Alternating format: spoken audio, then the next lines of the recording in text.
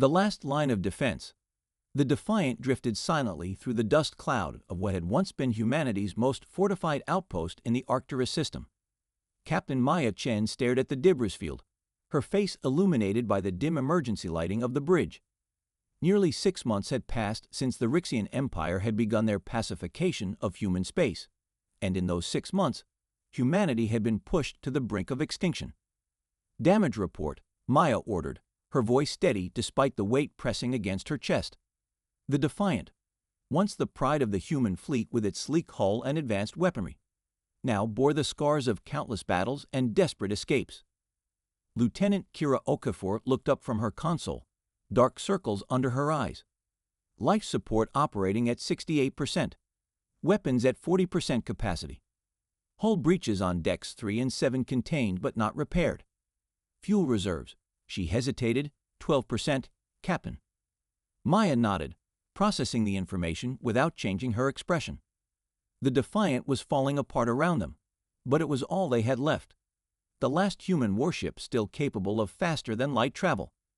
And the crew? 143 remaining, 17 in medical with varying injuries. Less than half their original complement. Maya turned to the viewport, watching as the ship's external lights illuminated chunks of metal that had once been part of Station Artemis. For a moment, she allowed herself to remember what it had looked like before.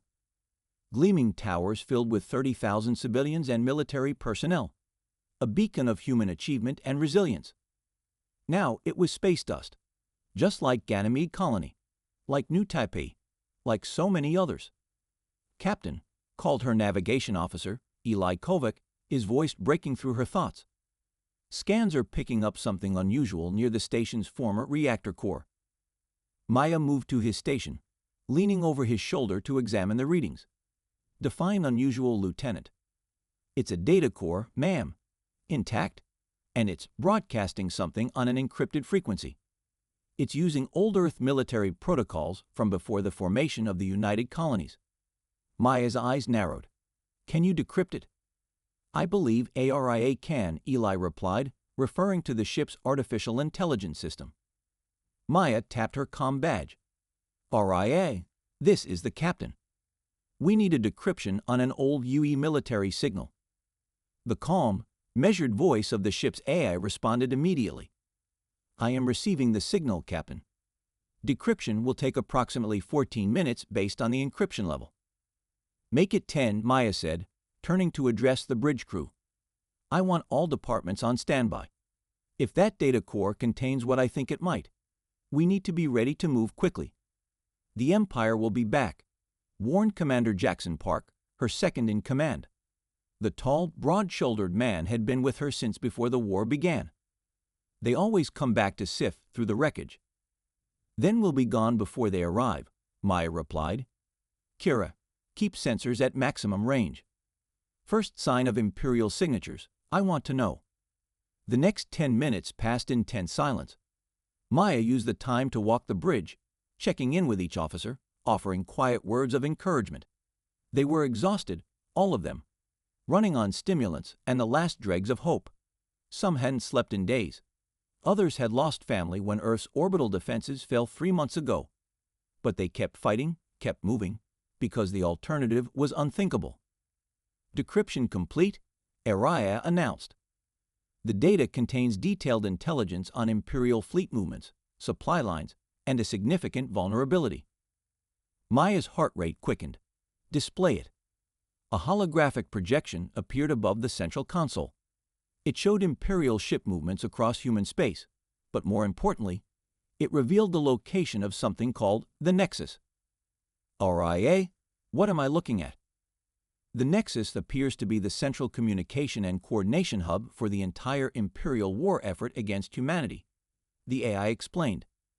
"It is a massive space station located in the Sirius system, heavily defended but potentially vulnerable to a specific type of attack." Maya studied the schematics, hardly daring to hope. "Elaborate." "The Nexus relies on quantum entanglement for instantaneous communication across vast distances," ARIA continued. "This technology gives the Empire its decisive advantage in coordinating their forces. However, The quantum matrix requires precise calibration. The data indicates that a sufficiently powerful electromagnetic pulse, delivered directly to the central core, would cascade through the entire network. Commander Park leaned forward, his eyes widening. You're saying we could knock out their entire communication system with one hit? Affirmative. However, the pulse would need to be delivered from inside the station's outer defensive perimeter. Additionally, the data indicates that the Nexus is protected by a fleet of 57 warships and an automated defense grid designed to destroy any approaching vessel. The bridge fell silent as the implications sank in. Maya stared at the hologram, the gears turning in her mind. We'd never make it there alive, Kira whispered, even at full strength. We don't need to make it there at full strength, Maya said, a plan already forming. We just need to make it there. She strode to the central console and began manipulating the display. Ariel, pull up the specs on our experimental ghost drive. Captain, the ghost drive was never fully tested, Park objected. The theoretical physics seemed sound, but we're out of options, Jackson, Maya interrupted. If this intelligence is accurate, the Empire is preparing for a final push to eradicate what's left of humanity. The Nexus is their command center, their advantage. If we can take it out, we could give the surviving human colonies a fighting chance, Eli finished. Maya nodded. Ariel, what's the status of the ghost drive? The drive was installed but never initialized, the AI responded. Based on my diagnostics, there is a 73% chance of successful operation for a single jump. After that, the system will likely suffer critical failure. One jump is all we need, Maya said. She straightened up, decision made. Eli, plot a course to the edge of the Sirius system. Kira, I want a complete tactical analysis of the Nexus's defenses. Jackson, gather the department heads in the war room in 20 minutes. As her officers hurried to comply, Maya took a moment to center herself. What she was about to propose wasn't just risky, it was nearly suicidal. But if they succeeded, they could change the course of the war in one desperate move. Alright, she said quietly, what are our odds of success? The AI hesitated, unusual for its normally instantaneous responses. Based on current ship status, Imperial defenses, and the experimental nature of our primary method of insertion. Approximately 3.8%, Captain. Maya's lips curved into a small, grim smile. Better than I expected. 20 minutes later, Maya stood before her assembled senior staff in the war room. The holographic display of the Nexus rotated slowly above the conference table, its massive ring structure and central spire illuminated in blue light. What I'm about to propose is not an order, she began, looking at each of their faces in turn. Anyone who wants to take one of our shuttles and try to find sanctuary in the outer colonies has my blessing. But those who stay, we're going to strike a blow the Empire will never forget. She gestured to the hologram. This is the Nexus. It coordinates all Imperial military operations through quantum-entangled communication. Thanks to data recovered from Artemis Station, we know it has a critical vulnerability. If we can deliver an electromagnetic pulse to its central core, we can disrupt their entire command and control network. Without it, their fleets will be isolated, confused, and unable to coordinate their final assault on the remaining human worlds. How do we get past 57 warships? Asked Chief Engineer Diana Reyes, the skepticism clear in her voice. Maya nodded to her. That's where you come in, Diana. The ghost drive. We're going to initialize it. A murmur ran through the assembled officers. The ghost drive was theoretical technology, a method of FTL travel that supposedly rendered a ship virtually undetectable during transit, allowing it to reappear inside established defensive perimeters. Captain, Diana said carefully, even if we get it working, and that's a big if, we'd have to drop out of ghost space virtually on top of the Nexus. The precision required is beyond our current navigation capabilities. That's why I'll be piloting manually, Maya replied. Ariel and I have already discussed the parameters. And once we're there, Park asked, even if we miraculously appear inside their defenses, the Defiant is in no condition for a prolonged firefight. Maya's expression hardened. We're not going to fight. We're going to ram the Nexus. The silence that followed was absolute. Maya let them process what she was suggesting.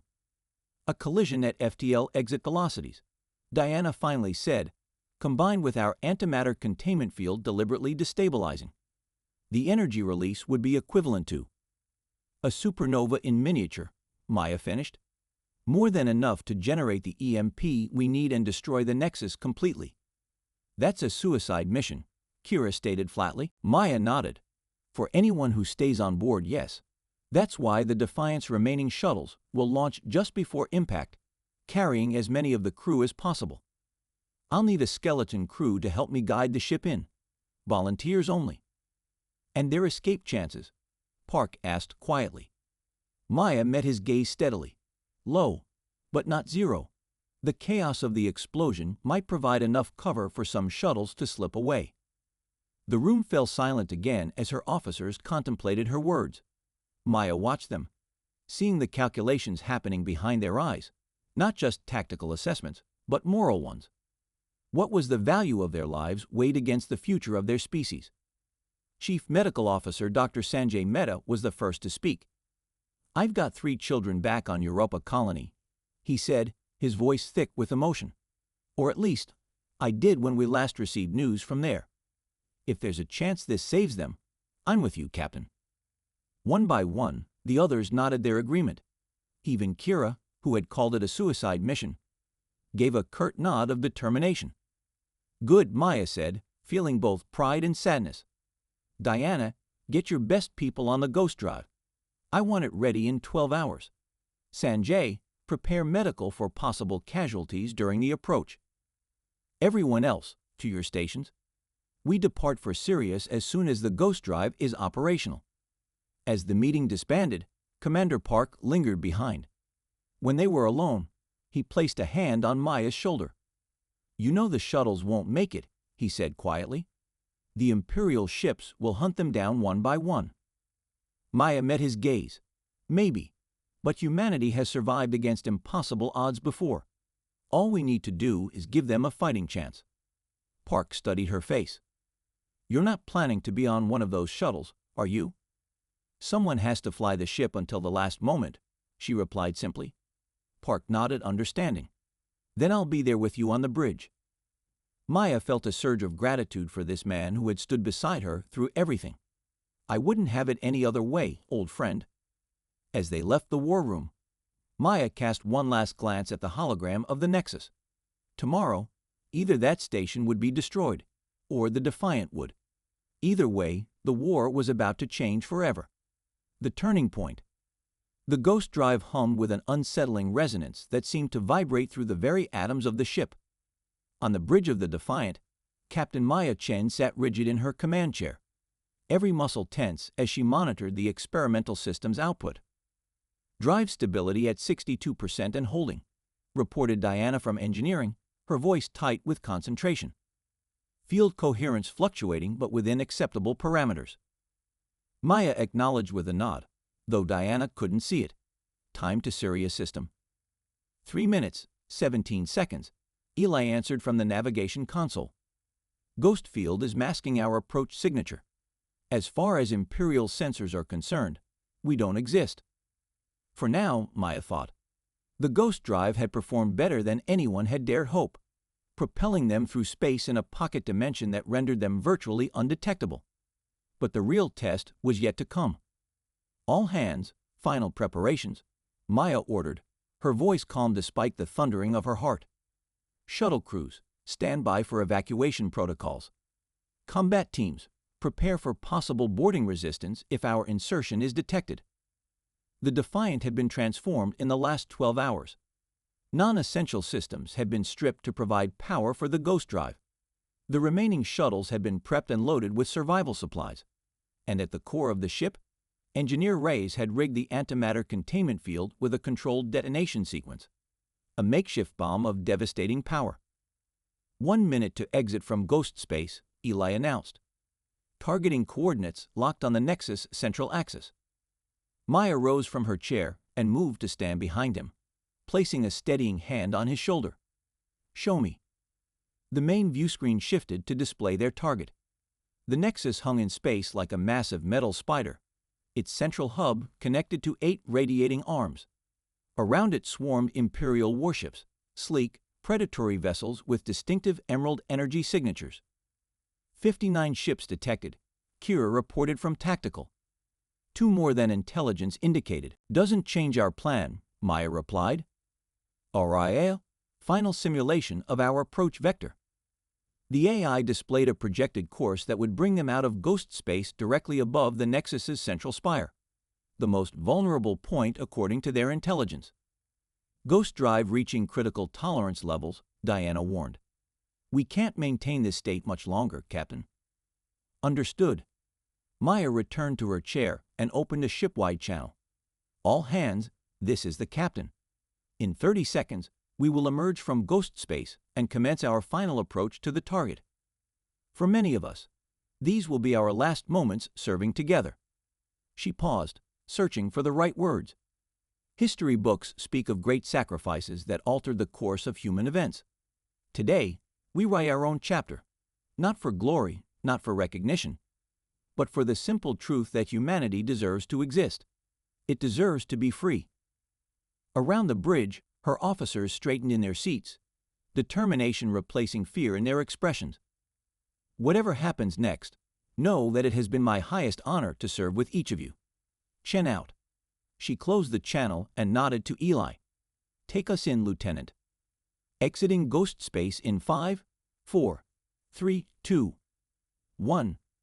The unsettling vibration ceased abruptly as the Defiant tore back into normal space, the sudden transition sending shudders through the hull. Alarms blared as external sensors came back online, bombarding them with data. Position confirmed. Eli shouted. We're directly above the Nexus, 4,000 kilometers and closing. Imperial fleet is responding, Kira reported, her fingers flying across her console. Detection alerts triggering across their network. They've spotted us. Maya leaned forward. Time to impact. 40 seconds at current velocity.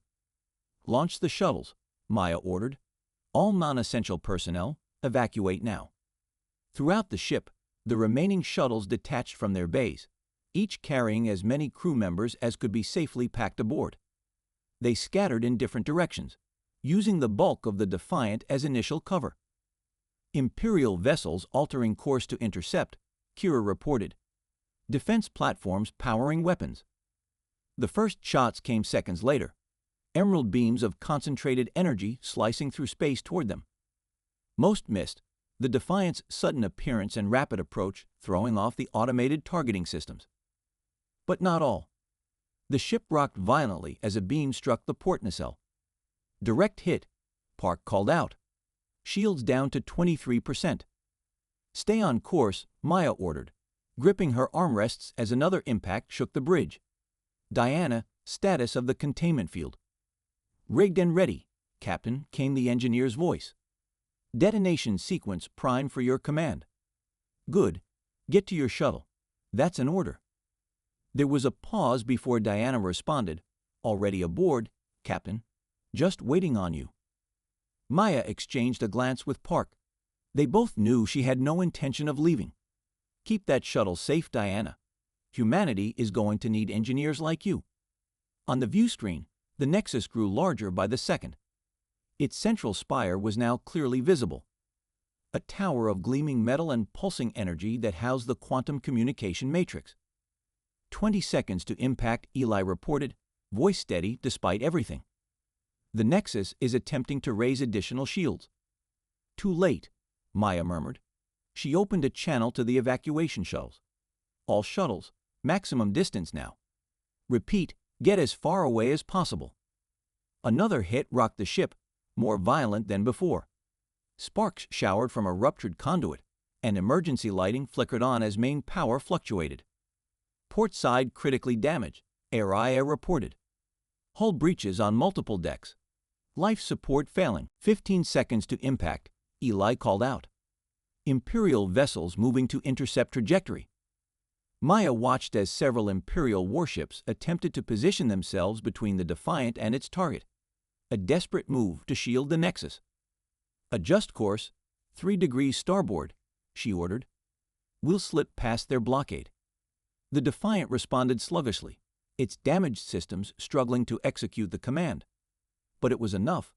They skimmed past the Imperial vessels, close enough that Maya could see individual weapon emplacements firing frantically at them. 10 seconds. Maya opened a direct channel to the Nexus itself, wanting them to know who was about to destroy them. This is Captain Maya Chen of the United Earth ship Defiant. For every human colony you destroyed, for every life you took in your quest for dominance, this is humanity's answer. An Imperial voice responded, high and panicked. Cease your approach immediately. You cannot. Maya cut the transmission. Eli, Kira, get to the last shuttle. Now, that's an order. Her 2 officers hesitated, then rose from their stations. Kira gripped Maya's shoulder briefly before they rushed toward the emergency lift. 5 seconds to impact, Araya announced calmly. Maya and Park were alone on the bridge now. He moved to stand beside her chair, a silent presence of solidarity. Diana, Maya called over the comm. Initiate containment field destabilization sequence. Authorization Chen Alpha 19. Sequence initiated, Captain, Diana's voice confirmed, emotion evident despite her professional tone. It's been an honor. Likewise, old friend. Get those shuttles to safety. Maya looked up at Park, who offered his hand. She took it, drawing strength from his steady grip. 3 seconds. Araya counted down. 2, 1. The Defiant slammed into the central spire of the Nexus at near relativistic speed. In the millisecond before impact, Maya caught a glimpse of Imperial officers through the station's observation windows, their expressions frozen in horror. Then, as designed, the antimatter containment field collapsed. The resulting explosion was visible across half the Sirius system, a blinding flash that momentarily outshone the local star. The quantum matrix at the heart of the Nexus didn't simply break. It shattered in a cascade of energy that propagated through the entangled particles connecting every Imperial command ship, relay station, and outpost engaged in the war against humanity. Throughout Imperial space, communication systems exploded, navigation arrays went dark, and coordinated battle plans dissolved into chaos. Warships, suddenly unable to receive orders or coordinate with their battle groups, found themselves isolated and vulnerable. And in the debris field that had once been the Nexus, 16 shuttles from the Defiant slipped away amid the confusion, carrying with them the survivors of the last human warship and the story of Captain Maya Chen's sacrifice. 3 weeks later, on the colony world of Proximabu, Diana Reyes stood before the assembled leaders of humanity's scattered survivors. The meeting room was crowded, representatives from every remaining colony having answered the call to gather. The reports are confirmed, she announced, projecting a hologram of Imperial space. The destruction of the Nexus has crippled their command structure. Their fleets are scattered, operating independently without central coordination. In 7 systems, their forces have completely withdrawn, unable to maintain their occupation without support. Murmurs of amazement spread through the room. After months of continuous defeat, the idea of Imperial retreat seemed almost impossible to grasp. Even more significant, Diana continued, we've received transmissions from 3 previously conquered human worlds. With Imperial forces weakened and distracted, resistance movements have retaken control of key facilities. They're requesting assistance and coordination. Governor Wei of Europa Colony leaned forward. Are you suggesting we counterattack? With what? We lost our last capital ship in the Nexus operation. Diana smiled grimly. Not our last ship, Governor. Our last known ship. She gestured, and a side door opened. A tall figure in the uniform of the United Earth Navy stepped in. A woman with dark skin and penetrating eyes that commanded attention. This is Admiral Helena Ikeda of the Ghost Fleet, Diana explained. For the past year, she's been gathering and hiding ships that escaped the initial Imperial assault. Ships that officially don't exist. Admiral Ikeda nodded in acknowledgement. 23 warships, 42 support vessels, and over 15,000 personnel operating from hidden bases in the Oort cloud. We've been waiting for the right moment to reveal ourselves and rejoin the fight." Stunned silence fell over the room, followed by an eruption of voices as hope, real hope, blossomed for the first time since the war began. Governor Wei raised his hands for quiet. "Even with these ghost ships, we're still drastically outnumbered." "True," Akita agreed. "But the Empire is blind, scattered, and for the first time, afraid. They never expected one ship to cause so much damage. They never understood what humans are capable of when pushed to the edge." She activated her own hologram, displaying a strategic map of Imperial territory. "While they struggle to rebuild their communication network, we have an opportunity to strike at isolated targets, liberate our worlds, and build a coalition with other species who suffered under Imperial rule." Diana looked around the room, seeing the transformation in the faces before her. From defeat to determination, from resignation to resolve. "Captain Chen and the crew of the Defiant showed us the way," she said quietly. "One ship changed the course of this war. Imagine what we can do together." As the meeting erupted into tactical discussions and planning, Diana stepped away to a viewpoint overlooking the colony. Above, the night sky was filled with stars, each one representing a world where humans might once again walk free. She thought of Maya, of her quiet confidence and unflinching courage, of her belief that humanity deserved to exist, deserved to be free. "We won't waste the chance you gave us, Captain," she whispered to the stars. "The tide has turned, and the Empire will never see us coming." Far across the galaxy, in the Imperial throne world of Ryxia Prime, Emperor Vosax Krell received the latest reports with growing fury. His communication network in tatters, his fleets in disarray, and most infuriating of all, human resistance growing stronger by the day. How, he demanded of his trembling ministers, how did one primitive species, one insignificant ship, manage to strike such a blow? None could provide an answer. None could explain how they had so drastically underestimated humanity's resourcefulness, its tenacity, its willingness to sacrifice for a greater cause. But in the coming months, as human forces reclaimed world after world, as the once mighty empire found itself fighting a war it was suddenly losing, the answer became increasingly clear. They had never truly understood what they were facing. Not just ships and weapons and technology, but the indomitable spirit of a species that refused to surrender, refused to be conquered, refused to fade quietly into extinction. One human ship had turned the tide of the Galactic War, and it was only the beginning.